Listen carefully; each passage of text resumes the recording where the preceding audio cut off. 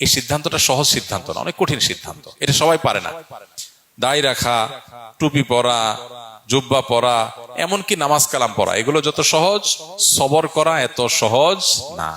এই জন্য অনেক নামাজি কালাম মানুষে দেখবেন যে পরিস্থিতি যখন খারাপ হয় দেখা যায় সেরাবেরা অবস্থা হয়ে গেছে, মুখ খারাপ করে গালিগালাজ করে চেতে মেতে অবস্থা খারাপ হয়ে গেছে।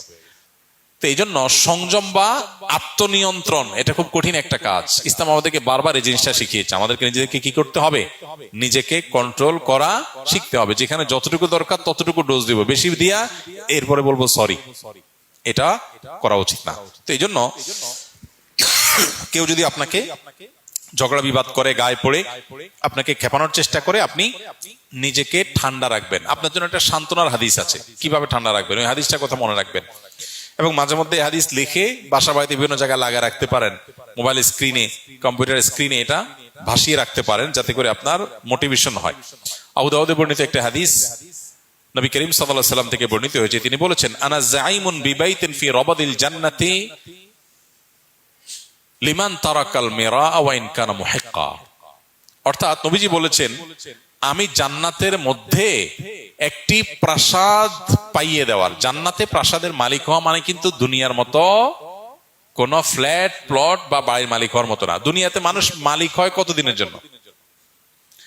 আপনি একেবারে দুবাইয়ের পামজমারিতে ফ্ল্যাট কিনলেন, আপনি নিউ ইয়র্কে ফ্ল্যাট কিনলেন, অস্ট্রেলিয়া সিডনিতে ফ্ল্যাট কিনলেন, খুব সুন্দর সুন্দর জায়গায় দামি ফ্ল্যাট বাড়ি কিনলেন, কতদিন ভোগ করবেন? 50, 60, 70, 80 বছর, ঠিক না বেঠিক? মালিকানা তো এই পর্যন্তই। এরপরে মালিক হবে কে? ছেলে, বউ, অন্য কে। এরপর তার আপনি মালিক না, নাকি? তাহলে দুনিয়ার মালিকানা হলো 60, 70, 80 বছর বয়স পর্যন্ত। তাও তো মানুষ কিনতে কিনতে তো 40, 50 বছর হয়ে যায়। এরপরে মরার বাকি থাকে আর 10, 20 বছর। 10, 20 বছরের জন্য ফ্ল্যাটের মালিক হয়, তাতেই কি ভাবসাব।